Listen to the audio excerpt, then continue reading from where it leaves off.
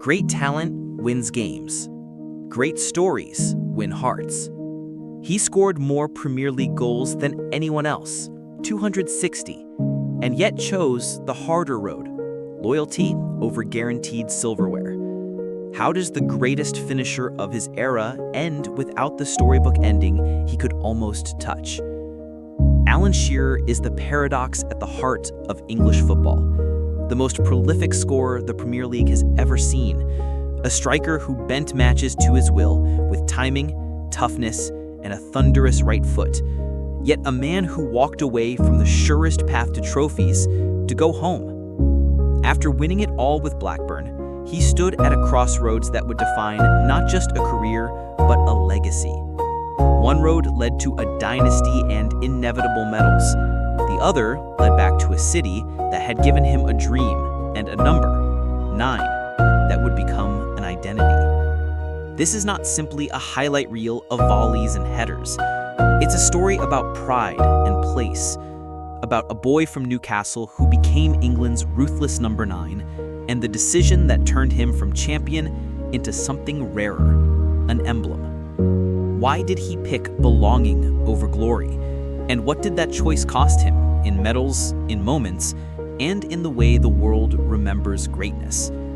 Keep watching. The answer starts where the dream began and where the pressure never let up. At the heart of Alan Shearer's story lies a choice that defined not just his career, but his identity. He could have joined Manchester United, secured titles, and perhaps lifted the Champions League. Instead, he chose Newcastle, his boyhood club, knowing full well the burden of expectation that came with it. The stakes could not have been higher, everlasting glory in the record books, but at the cost of medals, or the comfort of trophies at the expense of becoming a legend to his own people. Shearer chose the harder path, one that still sparks debate today.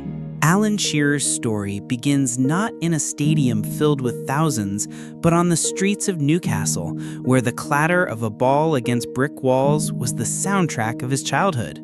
Born in Gosforth in 1970, the son of a sheet metal worker and a devoted mother, Shearer's upbringing was rooted in working-class grit. His father, Alan Sr., instilled in him the values of hard work and humility, while his mother nurtured the determination that would become his hallmark. Unlike many prodigies, Shearer was not a boy wonder dazzling scouts at 10 years old. He was sturdy, quiet, and focused, a child who would rather play football in the local park than talk about dreams of stardom. But there was something about the way he struck a ball, clean and unflinching, that caught the eye of teachers and youth coaches. Even then, his finishing carried a simplicity, no flair for flair's sake, just ruthless efficiency. At school, his talent blossomed, but so did his discipline. Shearer wasn't the fastest, nor the most elegant on the ball, but he carried an intensity that made him stand apart. By his early teens, he had earned a place at Wallsend Boys Club, a famed cradle of northern football talent that had already produced players for the professional game. It was here that Shearer learned structure, training sessions that sharpened his natural instinct, drills that molded his strength, and mentors who recognized a striker's mentality in the making. For Shearer, football wasn't just a pastime. It was escape, identity, and ambition wrapped into one. Newcastle United was the team he watched as a boy, the black and white shirts a symbol of home. Few could have guessed that one day he would wear that shirt and carry the weight of an entire city's hope. But in Gosford streets and Wallsend's fields, the legend of England's greatest goalscorer was beginning to take shape. When Alan Shearer left Wallsend Boys Club, he carried with him not only raw talent, but also the grit and discipline of a working-class upbringing. His next step was professional football, and it came in the form of Southampton, a club renowned for spotting young talent. In 1986, as a teenager, Shearer moved south, far away from his Newcastle roots, to join the Saints' youth ranks. For a boy who had never lived outside his hometown, it was a leap into the unknown. At the Dell, Shearer faced the unforgiving environment of English football academies. Endless drills, older teammates, and the pressure to adapt quickly. He wasn't the most naturally gifted player in terms of flair, but his determination was unmistakable. Coaches noticed his power, his positional awareness, and above all, his ability to finish chances with ruthless calm. By 1988, still just 17, Shearer was knocking on the door of the first team. His breakthrough came in spectacular fashion. On April 9, 1988, facing Arsenal, Shearer was handed his full debut. Few could have predicted what happened next. In a display of composure beyond his years, the teenager scored a hat trick in a 4-2 victory. In doing so, he became the youngest player in the 20th century to score a hat trick in the English top flight. Headlines blared the next morning, "A star is born." The country had just discovered a new striker, and comparisons with Jimmy Greaves, England's legendary finisher, quickly followed. Southampton gave him the platform, and Shearer repaid them with goals. His early years were not without challenges. Consistency was hard to maintain, and injuries tested his resolve. But the signs of greatness were clear. He had a thunderous shot, an aerial dominance that belied his age, and a fearlessness in front of goal. Senior teammates remarked on his quiet professionalism, his refusal to be distracted by fame, and his obsession with improving. By the early 1990s, Shearer was no longer just a promising youngster. He was on the radar of England's top clubs, and his performances earned him a call-up to the national team in 1992. In that same year, at the European Championships, he led the line for England, proving he belonged at the highest level. For clubs with ambition, it was obvious. Alan Shearer was the striker of the future. Southampton had nurtured him, but they could not keep him. The time had come for Shearer to step onto a bigger stage, one that would catapult him from rising talent to Premier League superstar. In the summer of 1992, English football was on the cusp of transformation. The old First Division was rebranding into the Premier League, television money was about to pour in, and ambitious clubs saw a chance to challenge the traditional giants. Among them was Blackburn Rovers, backed by local steel magnate Jack Walker, who dreamed of turning his hometown club into champions. To do that, he needed a striker who could guarantee goals. Alan Shearer was the answer. Blackburn broke the British transfer record at the time, paying £3.6 million to lure Shearer away from Southampton. It was a staggering fee for a 22-year-old, but Walker and manager Kenny Dalglish were convinced. Shearer's arrival sent shockwaves through the game. Here was a club without the pedigree of Liverpool, Arsenal, or Manchester United suddenly outspending them all for England's hottest young striker. Shearer adapted instantly. His debut against Crystal Palace in August 1992 produced 2 goals, powerful clinical finishes that set the tone for what was to come. Unfortunately, his first season was cut short by a serious knee ligament injury, a cruel setback that might have derailed a lesser player. But Shearer's mentality was as formidable as his finishing. After months of rehab, he returned stronger, determined to justify his record price. What followed was a barrage of goals. In the 1993-94 season, Shearer scored 31 league goals, announcing himself as the most lethal striker in the country. His partnership with Chris Sutton, dubbed the SAS, terrorized defenses. Sutton's physical presence and link-up play allowed Shearer to focus on what he did best, timing his runs, bullying defenders, and striking the ball with unerring precision. Then came the fairy tale season, 1994-95. Shearer was unstoppable, scoring 34 league goals, including hat tricks and decisive winners that kept Blackburn neck and neck with Manchester United. Every week, he seemed to carry the weight of expectation with ease, delivering performances that blended ruthless efficiency with relentless drive. The climax arrived on May 14, 1995. Blackburn traveled to Liverpool for the final game of the season, needing a result to secure the title. Ironically, Shearer's boyhood dream club Newcastle had fainted from the race, and it came down to Blackburn and United. Although Blackburn lost 2-1 at Anfield, Manchester United's failure to win at West Ham meant Walker's dream had come true. Blackburn Rovers were champions of England. It was the club's first top-flight title in 81 years, and Alan Shearer was the undisputed hero, finishing as the league's top scorer. The image of Shearer lifting the trophy in Blackburn's blue and white will forever be etched in Premier League history. It was validation of Walker's investment, Dalglish's vision, and Shearer's extraordinary consistency.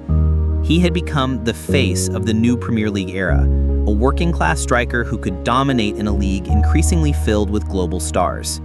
For Shearer, the title was sweet, but it also posed a new question. What next? Every major club in Europe wanted him, and at home, Sir Alex Ferguson had made him his Manchester United's top target. Shearer had reached the summit with Blackburn, but the next decision he made would define his entire legacy. The summer of 1996 was a crossroads not just for Alan Shearer, but for English football itself. Fresh off a golden boot at Euro '96, where his 5 goals carried England to the semi-finals, Shearer was the most coveted striker in the world. Real Madrid wanted him, Juventus wanted him. Most of all, Sir Alex Ferguson wanted him at Manchester United, a team primed to dominate England and Europe. The promise was simple: come to Old Trafford, and medals would follow. But Shearer chose differently. In a move that stunned the football world, he turned down Ferguson and signed for his boyhood club, Newcastle United, for a then world record fee of £15 million. For Shearer, it wasn't about money or medals, it was about home. "I always wanted to wear that shirt," he later admitted. The black and white stripes weren't just colors, they were identity. In the city of his birth, Shearer saw not just a club, but a community, and he was ready to shoulder their dreams. His debut season at St. James's Park was electrifying. Partnered with Les Ferdinand and supplied by David Ginola and Peter Beardsley, Shearer scored 25 league goals and won the PFA Players Player of the Year award. Newcastle, under the swashbuckling management of Kevin Keegan, pushed Manchester United all the way in the title race. Though they finished second, Shearer's goals had rekindled belief on Tyneside. The Gallagate end roared every time their number 9 stepped onto the pitch, and in him, the people of Newcastle saw one of their own made flesh, strong, unyielding, and proud. But while the goals kept coming, the trophies never did. Newcastle had the firepower, but not the steel. They lost the 1998 and 1999 FA Cup finals, both times with Shearer leading the line, both times falling short at the last hurdle. Each defeat cut deeper, because Shearer had walked away from guaranteed glory at Old Trafford, yet he never wavered. To him, the sacrifice was the point. "I don't regret it," he would often repeat. Individually, Shearer's numbers were staggering. Season after season, he found the net with frightening regularity, despite battling injuries that robbed him of pace. His finishing was a study in efficiency. Headers powered in from impossible angles, thunderbolts struck with either foot, penalties dispatched with icy calm. Between 1996 and 2006, he scored 206 goals for Newcastle in all competitions, cementing his place as the club's all-time leading scorer. The mid-video re-hook comes here. He kept scoring, he kept breaking records, but the medals cabinet stayed bare. Was loyalty worth the cost? His style of play embodied English center-forward traditions: physical strength, aerial dominance, and a refusal to be intimidated. Defenders hated playing against him because he never gave them a moment's rest. Yet beneath the bruising exterior was intelligence. His movement, timing, and ability to read defenders made him lethal even as his body aged. Off the pitch, Shearer was a leader. As Newcastle cycled through managers Keegan, Dalglish, Gullit, Shearer remained the constant. His clashes with managers, especially Ruud Gullit, became tabloid fodder, but Shearer always emerged as the dressing room's voice. Under Sir Bobby Robson, he enjoyed something of a renaissance, helping Newcastle qualify for the Champions League and proving, even into his 30s, that class never fades. The record that defined his career came quietly, almost inevitably. On April 17, 2006, Against Portsmouth, he scored his 260th Premier League goal, a number that remains untouched. It was a testament not just to brilliance, but to longevity and relentless consistency. He retired that season, hanging up his boots as both Newcastle's greatest servant and the Premier League's greatest scorer. And yet the irony could not be ignored.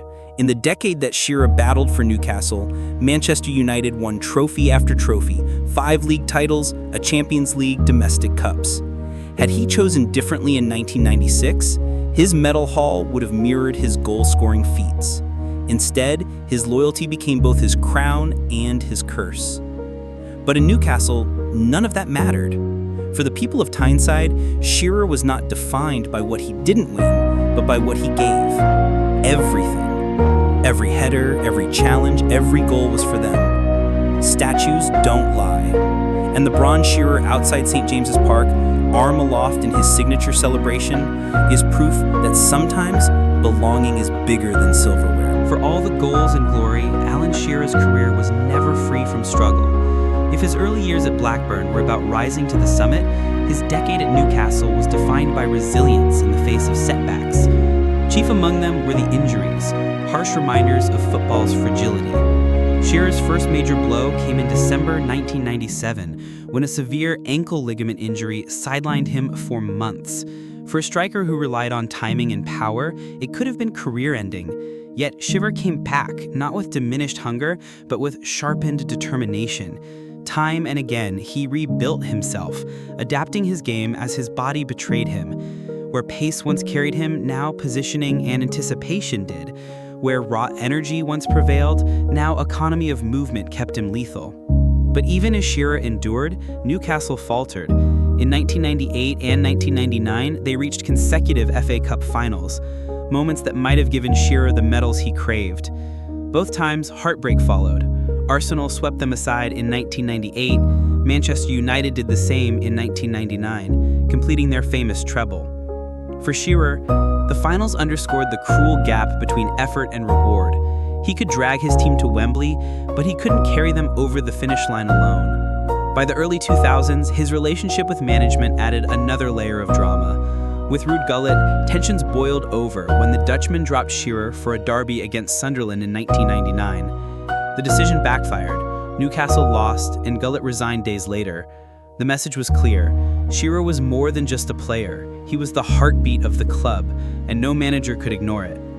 Under Sir Bobby Robson, however, Shearer found rejuvenation. Robson's man management skills coaxed new life from the aging striker. In the 2002-2003 season, Newcastle finished third in the Premier League and reached the Champions League's latter stages. Shearer, well into his 30s, scored crucial goals against Juventus and Inter Milan, proving he could still thrive at the highest level. Yet again, though, the silverware eluded them. The final cruel twist came in 2006, his last season. In April, against Sunderland in the Tyne-Wear Derby, Shearer scored his final competitive goal, a penalty, before a knee injury ended his career prematurely. He had planned to retire at season's end, but fate took even that choice from him. His tally stood at 260 Premier League goals, 206 for Newcastle. No player has surpassed either record since. Looking back, the setbacks painted Shearer's career in bittersweet tones. He was the ultimate competitor, willing his body through pain, carrying his club through lean years, but forever short of collective triumphs. The contrast was stark. Trophies glistened at Old Trafford, where he might have been. At St. James's Park, there were memories, goals, and the undying love of a city. Shearer himself summed it up best. "I could have won more medals elsewhere, but I wouldn't change it. Playing for Newcastle was everything to me."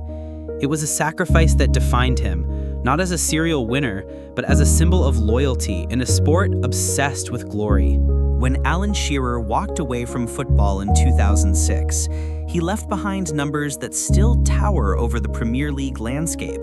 260 goals, 11 seasons of 20-plus goals, 3 golden boots.